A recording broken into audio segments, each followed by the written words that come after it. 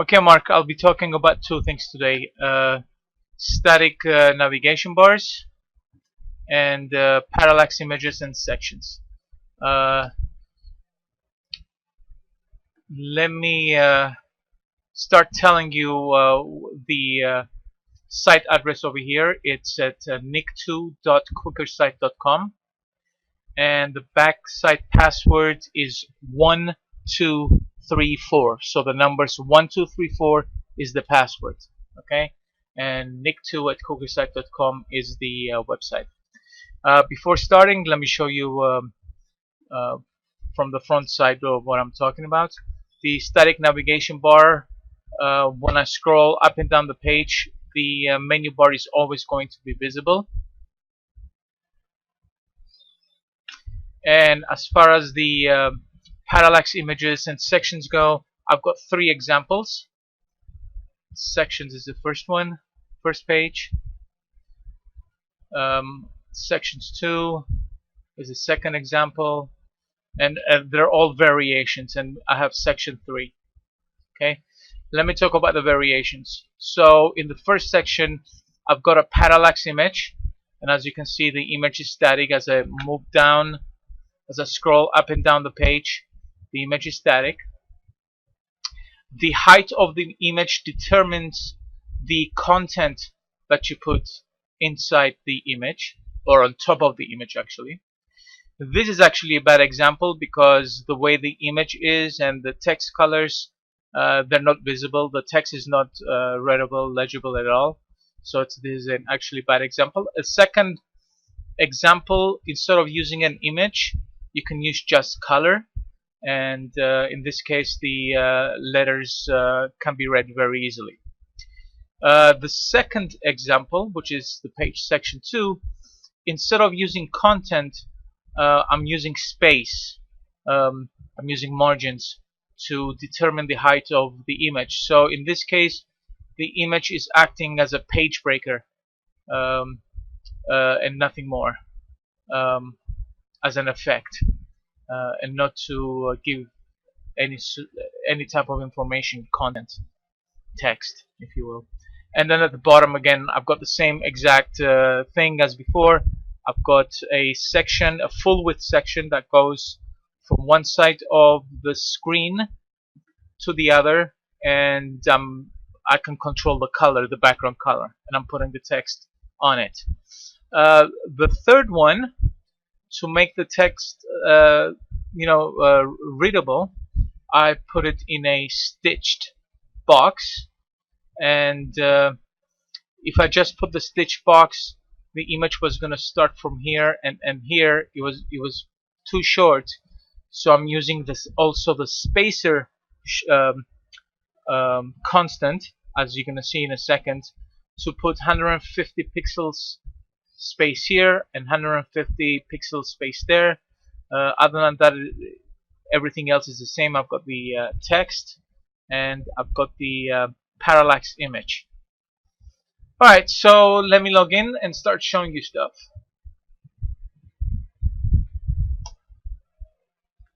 Again, the password is 1234.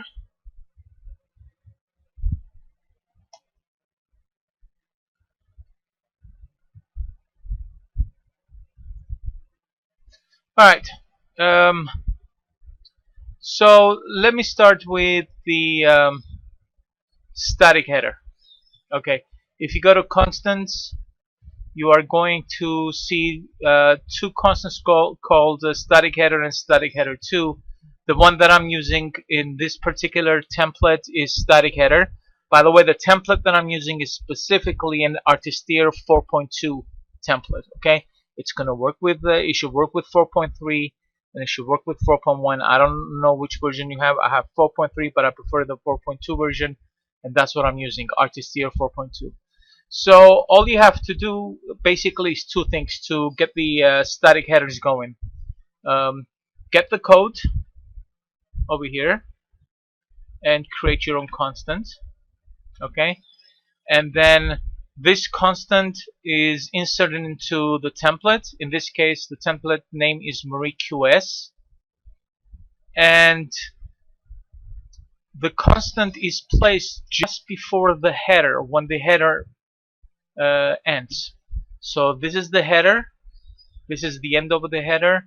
The header starts. Let me see if I can find it now. There you go. The header starts here and it ends here. So just before that, put the constant in there, static header, and that's all there is to it. Make sure that you put it just before the header and not head. And there's a difference between a header and the head. Okay, that makes a difference. That should do the trick. All right, let's go now to the sections, the parallax images. So I'm going to go through each 3 of the pages. So the first one, I can always go to the source and put the diff statements in there. But instead of doing diff statements, I'm putting the actual code, the HTML code, into constants, and I'm just letting the constants do the work. So I don't have to deal with diff statements. So I don't have to deal with the source of the page, the HTML part of it.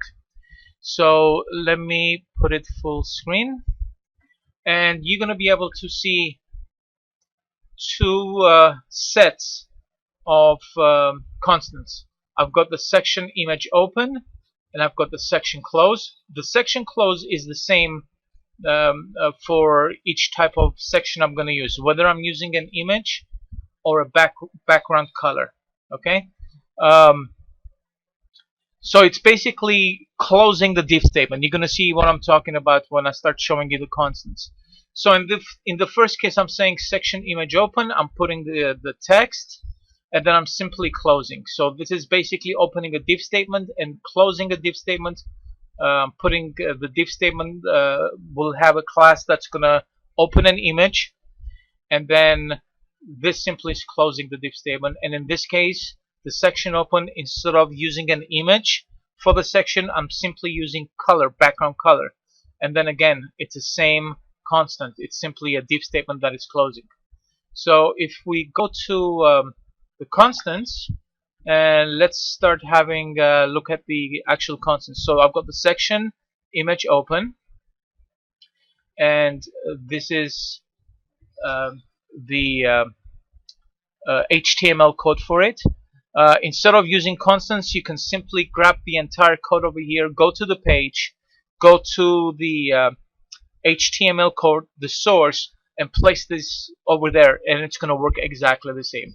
So if you want to change the background image, all you have to do is change this part over here.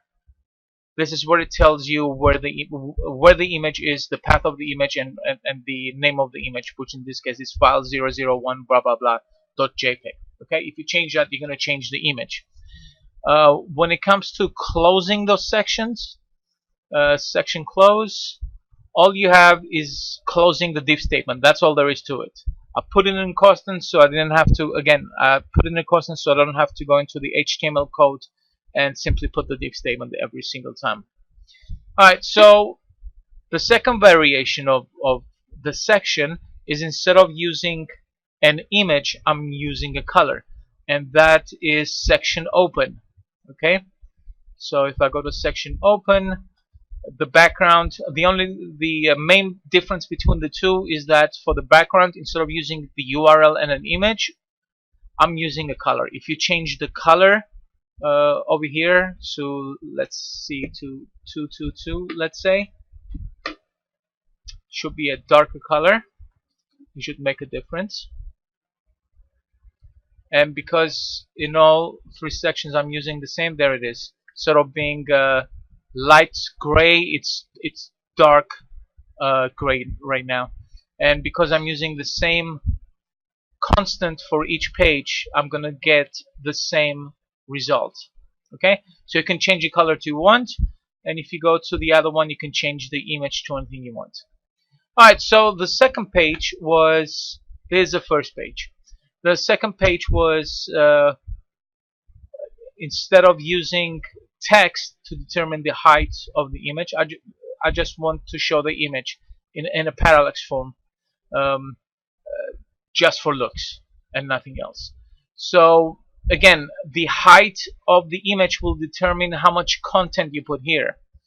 Well, if I put text, the text is going to ruin the whole thing. So I created a second constant called space, and I'm using HTML commands again, actually CSS, to determine the height that I want to use. So if I go to constants, that's somewhere in there. I should have space. There you go. I've got two of them: space 150 and space 500. On the second page, I'm using the space 500, and basically this is what it is.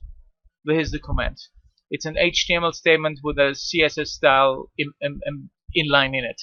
So if you change the height to something smaller, let's say 100 pixels, it's gonna change the height of the image to 500 pixels in this case. Sorry, to 100 pixels. See, it's very narrow. It's very small.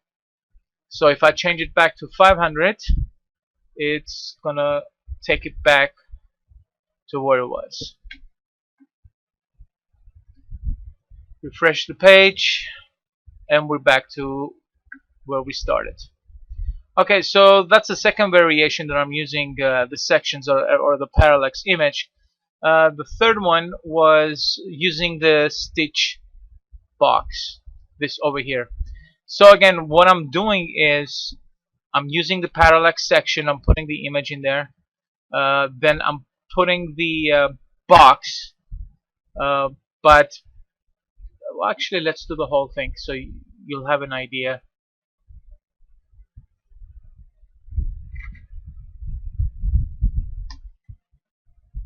Oh, I got out of there, didn't I?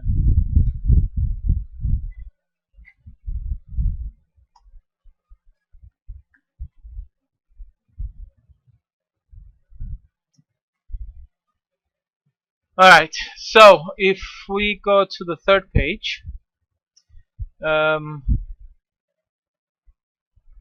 gonna see that I've got the section image open. So I'm opening the, I'm putting the parallax image. Then let me get rid of the spaces over here. Then I'm putting the stitch open constant, which is basically the stitched box, and this is the content of the box, and I'm basically closing the stitch box and then closing the section again. This is the same, actually the whole thing is the same with the other pages. So if I save this and preview this page, you're gonna see that this is what you get. I wanted to add more space, so I'm basically simply putting the 150 pixels on top and 150 pixels at the bottom, and that's it. So if I come over here, and what was the constant name? Let me get it really quickly. Space 150, there you go.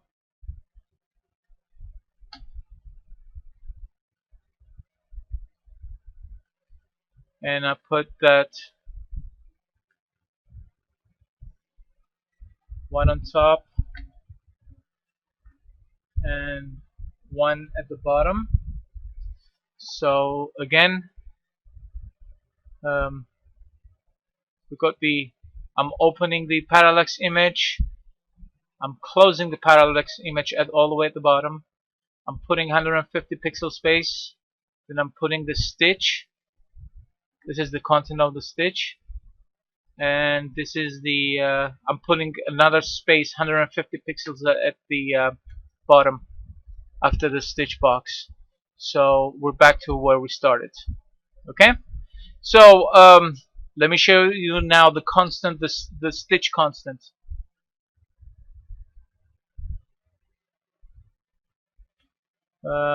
If I go to back to the constants, I've got the stitch open.